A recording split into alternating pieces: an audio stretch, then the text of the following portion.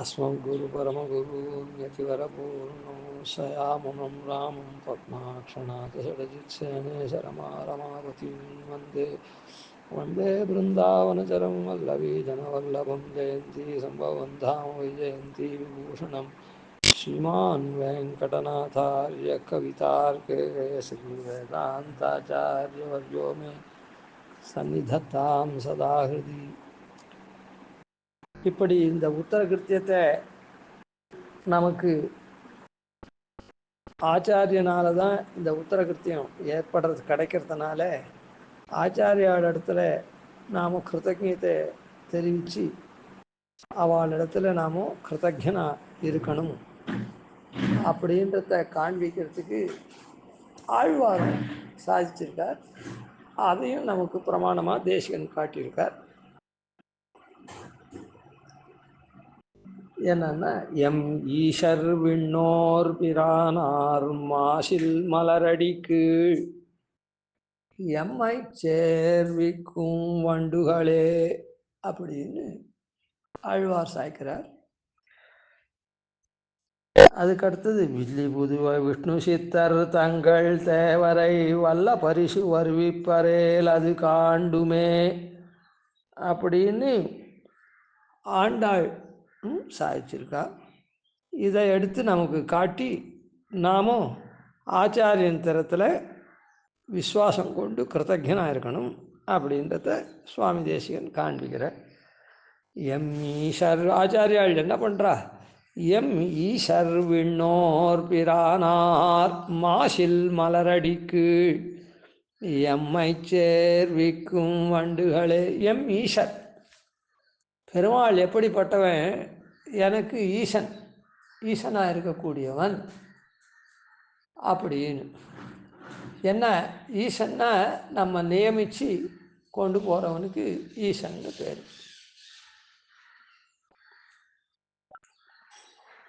பெருமாள் நம்ம நியமித்து கொண்டு போகிறான்.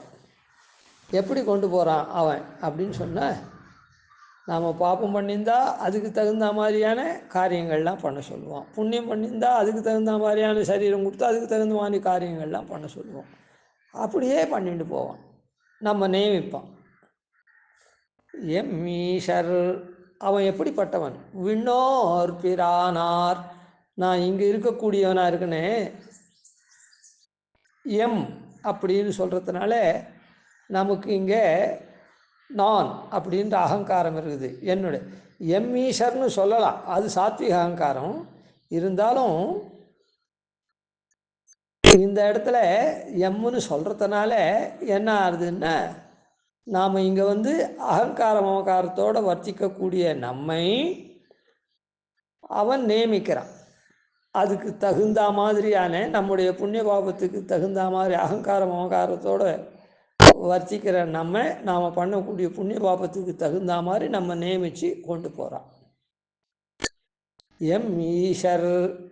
ஆனால் விண்ணோர் இருக்காள், நித்திய சூரிகள், இந்த அகங்கார மமகாரங்கள்லாம் இல்லாத இருக்கக்கூடியவாள் இருக்காளே, எப்போவுமே நமயித்தேவாதினஹா அப்படின்றா போல எப்போவுமே எம்பெருமானுக்கு அடிவாளாக இருக்கக்கூடிய அவள் இருக்காளே, விண்ணோர் இருக்காளே, வைகுந்தத்தில் இருக்கக்கூடிய நித்தியசூரிகள், அவளுக்கு பிரானார் உபகாரம் பண்ணக்கூடியவன்.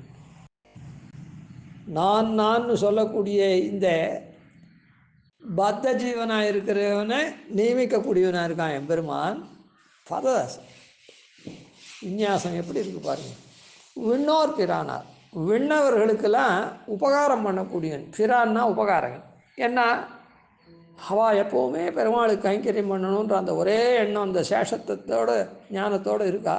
அதனால் அவளுக்கு அந்த கைங்கரியத்தை கொடுத்து உபகாரம் பண்ணிகிட்டே இருக்கான். மேலே மேலே கைங்கரியம் கொடுத்துட்டே இருக்கான், கைங்கரியம் வற்றாதபடி.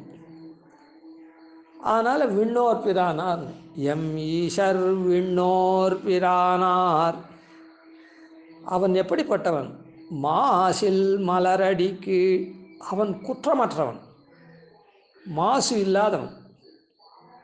அவனுடைய திருவடி, அவனுடைய திருவடியில் தான் கைங்கரியம் பண்ணணும். அதனால் அவன் எப்படிப்பட்டவன்? மாசற்றவன். மாசற்றவன்னா எப்படி மாசற்றவன்? யார் யார் எப்படி இருக்காளோ அதுக்கு தகுந்த மாதிரி பண்ணுறானே தவிர வைஷமியம் நைர்கண்யம் அது இதெல்லாம் அவனுக்கு கிடையவே கிடையாது. அதனால் மாசு இல்லாதவன் அவன், கொஞ்சம் கூட தோஷம் இல்லாதவன். சரி, ஆச்சாரியால் இப்படி இங்கே இருக்கக்கூடிய பத்த ஜீவன் ஆச்சாரியால் சமர்ப்பிச்சுட்டா அப்படின்னு சொன்னால் உடனே அவன் கை கொள்கிறான் ஆச்சாரியால். அதனால அந்த தோஷமே அவனுக்கு கிடையாது. ஆசிரித்தாலே அப்படியே பாப்பத்தெல்லாம் போக்கி அடித்து அங்கீகரிக்கிறான். அதனால் அவனுடைய திருவடி எப்படிப்பட்டது, அவன் எப்படிப்பட்டவன், தோஷமற்றவன். மலர் அடிக்கு மாசு இல்லாத மலர். அவன் திருவடியில் யார் கைங்கரியம் பண்ண முடியும்னா மாசு இல்லாத மலராக இருக்கக்கூடிய ஜீவன்கள் தான். ஜீவன்களே ஒரு மலர். பரணன் மலர் சோதியோ நிறைய நல்மலர் நாடி அப்படின்லாம் சொல்லியிருக்கேன். அதனால் இந்த ஆத்மாவே ஒரு புஷ்பம்.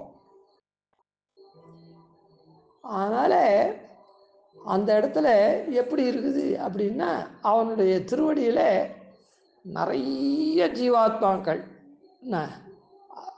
அந்த அடிக்கீழ் பண்ணுறான்.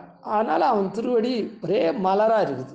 மலரடிக்கு மலர் போன்ற திருவடி அப்படின்னு சொல்லலாம். ஆனால் இந்த இடத்துல அந்த திருவடியில் அப்படியே மலராக இருக்குது தான். ஜீவர்கள்லாம் அப்படியே திருவடி கீழ் நின்று கைங்கரியம் பண்ணுறான். அதனால் அப்படிப்பட்ட ஜீவர்களை குற்றமற்ற மலர உடைய திருவடி அப்படின்னு சொல்லலாம். எம்பெருமானே மாசு இல்லாதவன் அப்படின்னு சொல்லலாம். மாசு இல்லாத மலராக இருக்கக்கூடிய ஜீவன் தான்.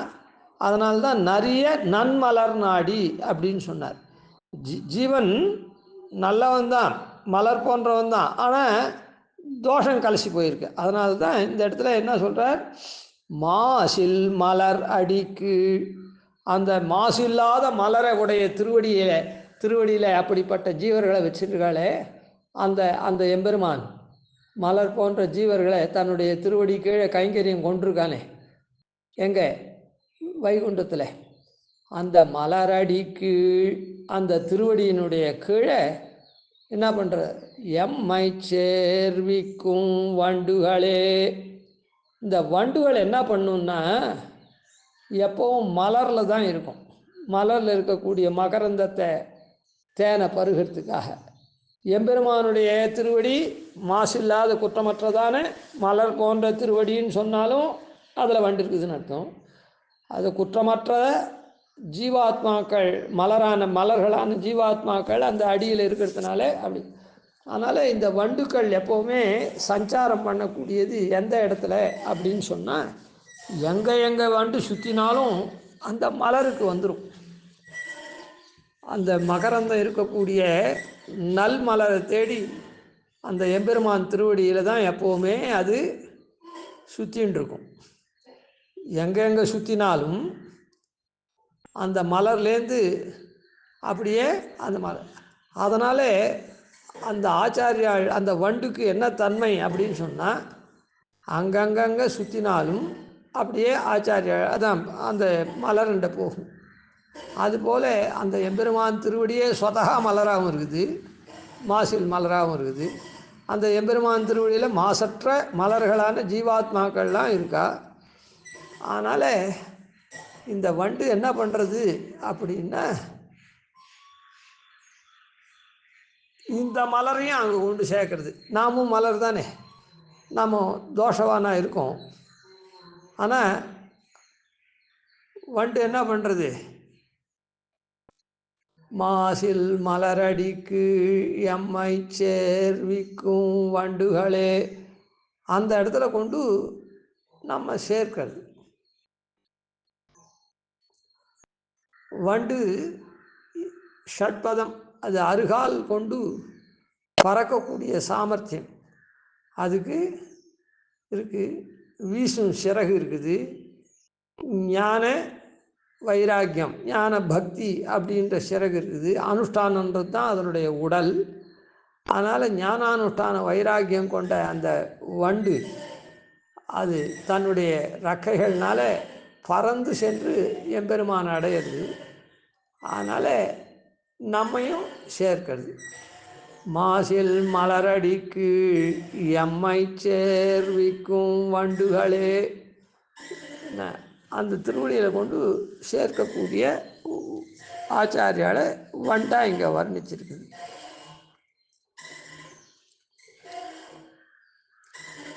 ஏன்னா எப்படி அப்படின்னு சொன்னால், வண்டுகள் புஷ்பத்தில் இருக்கிற தேனை, அதாவது புஷ்பத்தில் எவ்வளவோ அம்சங்கள் இருக்குது, ஆனால் அது தேனை மாத்திரம்தான் எடுக்கும். ஆனால் மாதிரி அது கொஞ்சமாக இருந்தால் கூட அதை போல் நம்ம எல்லாமும் ஆச்சாரியாள் இங்கே இது பண்ணி இங்கேருந்து பெருமாளுக்கு விண்ணப்பம் பண்ணுறோம். வண்டு புஷ்பத்தில் தானே உட்கார்றதுன்னா, அதாவது இங்கே இருக்கக்கூடிய நாம் இந்த இடத்துல இருக்கக்கூடிய இந்த ஜீவர்களை அந்த வண்டு அந்த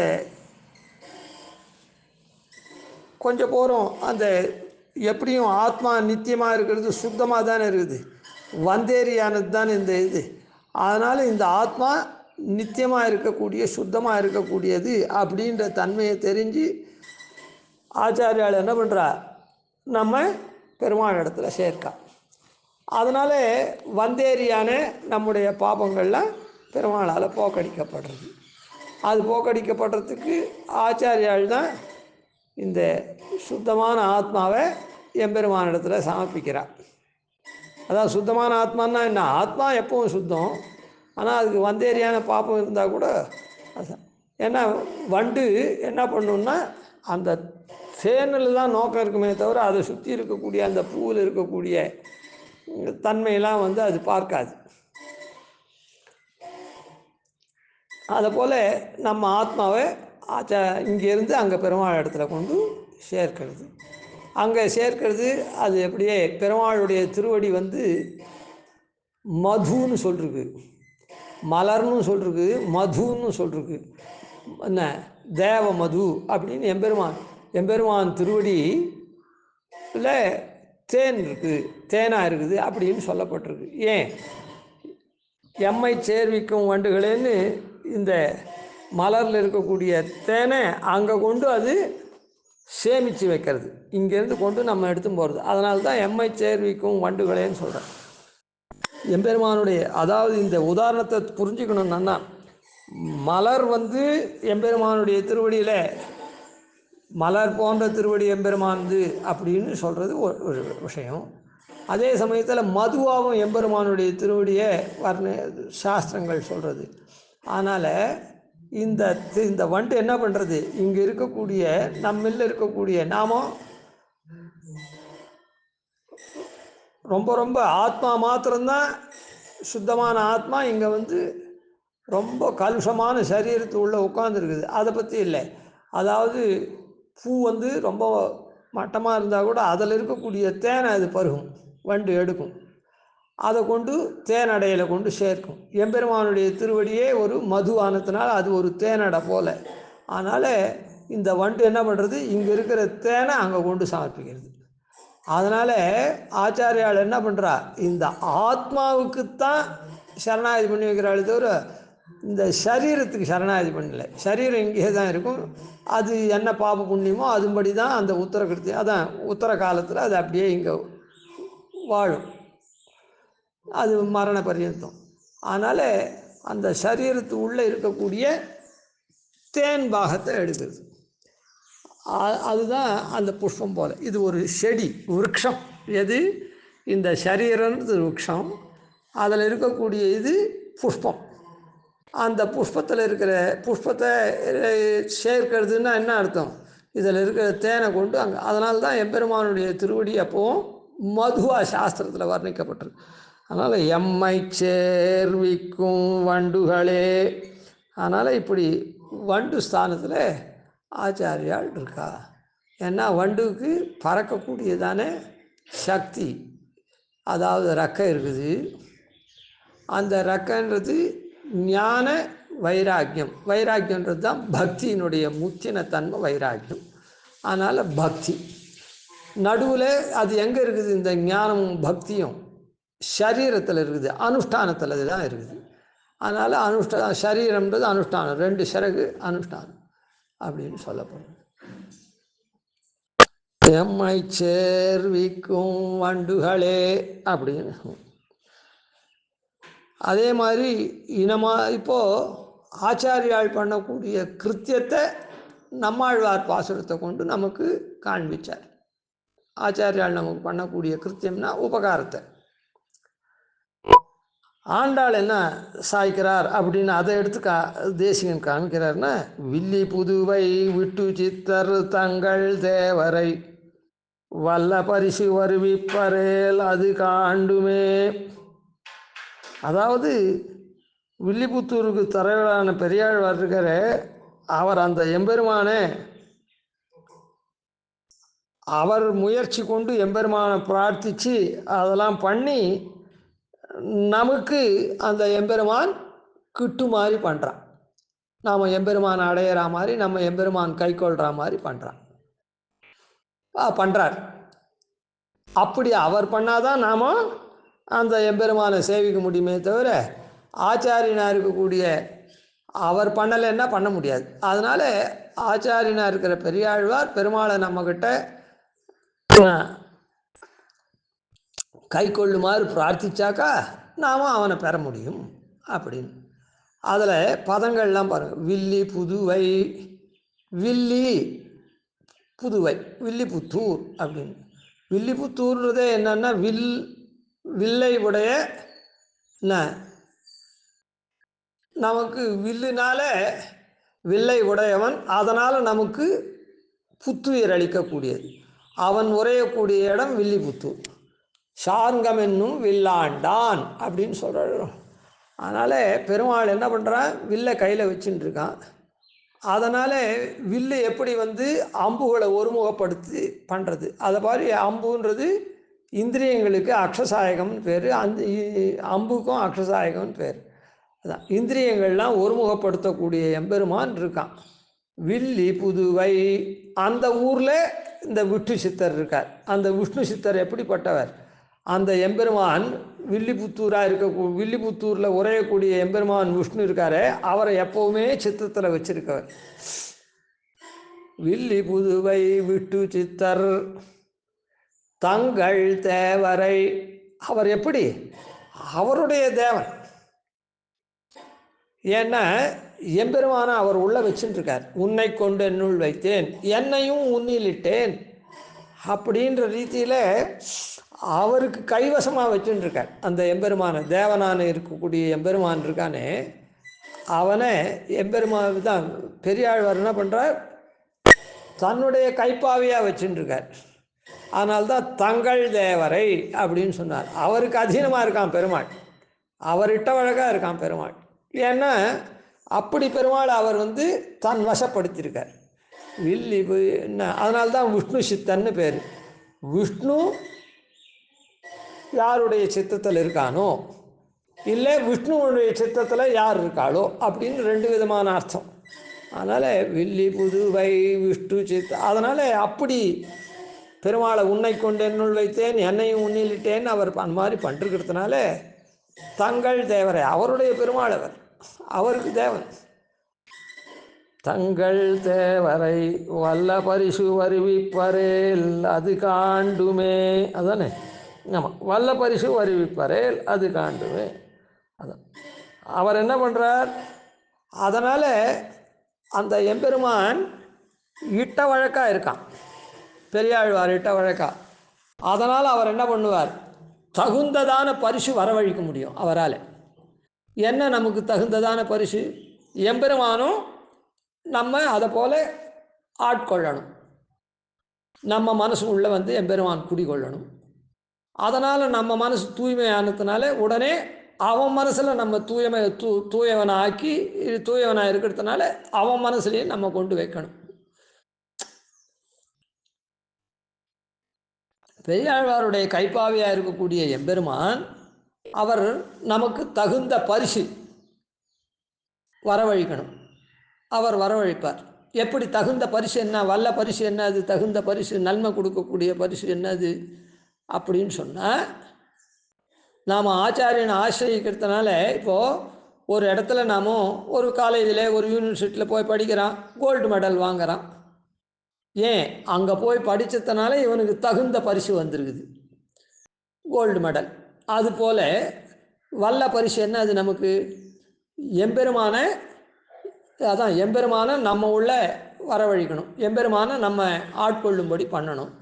அப்படின்னா என்ன அர்த்தம்? அவன் நம்ம உள்ளே வரணும். நம்ம உள்ள அவன் வந்தான்னா நம்ம ஹிருதயம் சுத்தமாகும். நாம் சுத்தமானா உடனே அவன் நம்ம ஞானித்து ஆத்மவிமத்துன்னு அவன் உள்ள வச்சுப்பான். இதுதான் வல்ல பரிசு.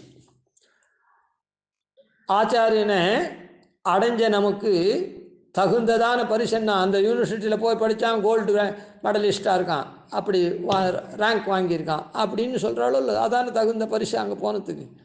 அதுபோல் ஆச்சாரியன் அடைந்ததுக்கு தகுந்த பரிசுன்னா இதுதான் தகுந்த பரிசு. அதனால் வல்ல பரிசு வருவிப்பர், அவர் வருவிப்பர். நாமும் ஒன்றும் பண்ண முடியாது, நமக்கு ஒன்றும் அதுக்கெல்லாம் யோக்கியத்தை இல்லை.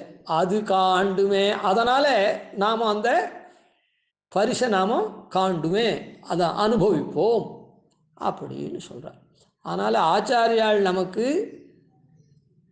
என்ன, அங்கே வந்து என்ன பண்ணார், உள்நாட்டுக்கு என்ன இது பண்ணுறார். எம்மை சேர்விக்கும் வண்டுகளேன்னு அவனுடைய திருவடியில் இங்கே சேர்க்கறது, அந்த பறக்கிறது, அதெல்லாம் கொண்டு உள்நாட்டு பிராப்தியை சொன்னார். இங்கே வந்து இற்றை பறைகொள்வான்னு, இன்றைக்கி நான் மோட்சத்துக்கு போல, உந்தன்னோடு உற்றோமே யாவோம் உனக்கே நாமாட் செய்வோம் மற்றனங்காமங்கள் மாற்று.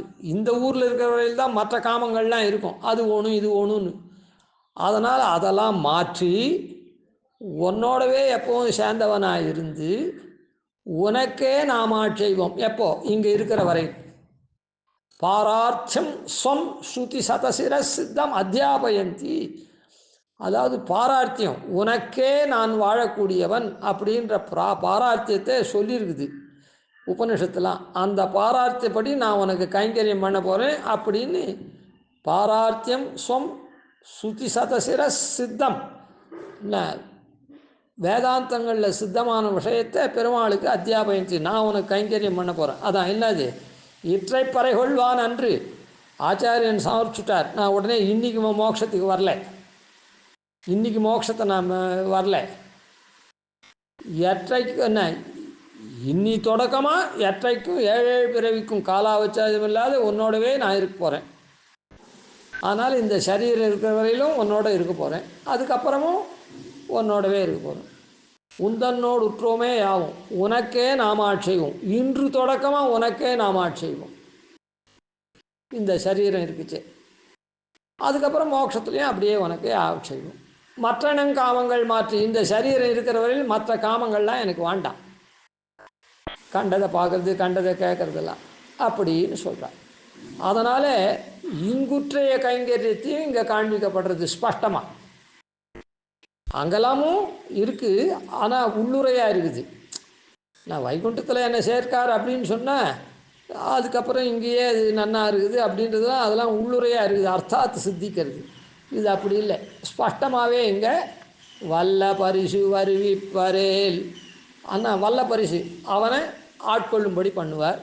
அவன் ஆட்கொண்டான்னா உடனே அவன் நம்முடைய ஹிருதயத்தில் இருப்பான். நம்முடைய ஹிருதயத்தில் இருக்கிறதுனால ஹிருதயம் மற்றத்தை நினைக்காத கலுஷமாகாதே சுத்தமாகும். அப்படி சுத்தமான ஹிருதயத்தை ஞானித்த ஆத்மீகன்னு அவன் உள்ள வச்சுப்பான் நம்ம. அதனால் நாம் அப்படி அனுபவிப்போம் அப்படின்னு சொல்கிறோம். அதனால் இப்படி ஆச்சாரியால் என்ன பண்ணுறா, நமக்கு உத்தரகிருத்தியம் இங்கே நன்னா நடக்கும்படியான சன்னிவேசம் வருதுன்னா யாரால்? அது ஆச்சாரியாளால். அதனால் அந்த ஆச்சாரியாளுக்கு நாம் கிருத்தஜத்தை பண்ணணும். இப்படியான விஷயத்தை ஆச்சாரியால் எதுக்கு நமக்கு பண்ணுறா அப்படின்னு சொன்னால், இப்போது ஒரு கல்யாணம், அதுக்கு உதாரணம் சொல்கிறார். ஒரு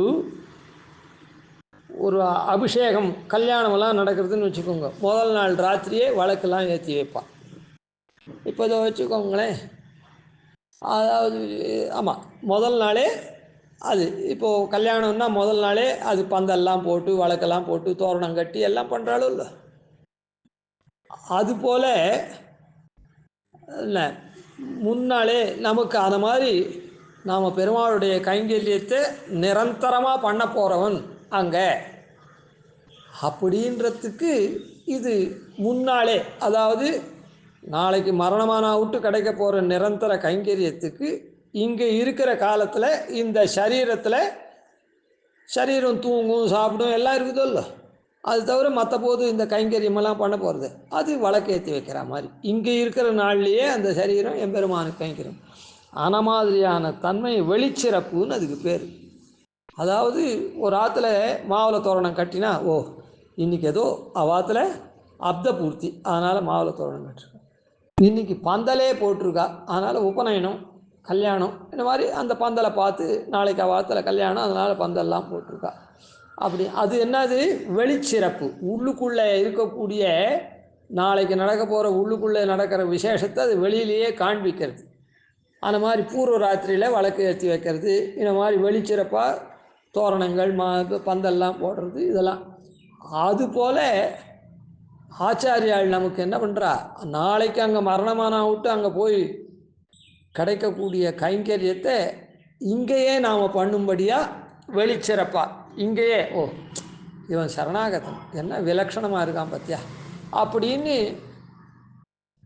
அது முன்னமே காட்டுறது, அதுக்கு வெளிச்சிறப்புன்னு பேர். ஆன மாதிரி ஆச்சாரியால் கைங்கரியம் தான் நமக்கு உத்தரகிருத்தியத்தை நடத்தி வைக்கிறதுனால இங்கேயே நம்ம நல்லவனா, அதாவது என்னன்னா இவன் மனுஷனடா அப்படின்னு சில பேரை நிந்திக்கிறா. ஆன மாதிரி இல்லாத அவன் நல்ல வளர்ப்பாக இருந்தான்னா எப்படி மனுஷன்னா மனிதருள் மாணிக்கம் ஜம் மாதிரி இருக்கான் அப்படின்னு சொல்கிறாலும் இல்லை, ஆன மாதிரி போற்றக்கூடிய நிலைமையில் அதே மாதிரி இவன் எப்படி இருக்கான் பத்தியா, வைஷ்ணவனாக இருந்தால் எவ்வளோ அந்த வைஷ்ணவன்னா இவனை பார்த்து தான் கற்றுக்கணும், எப்படி இருக்கான் பார் அப்படின்ற மாதிரி அந்த உயர்ந்த தன்மை வருதோ இல்லை, அப்படி அந்த உயர்ந்த தன்மை பிரபன்னன் ஆகிட்டான். அது பிரபன்னன் சாஸ்திரம் எப்படி சொல்லிருக்கோ அப்படியே நடக்கிறான் இவன் அப்படின்னு அந்த பெருமையெல்லாம் வருது.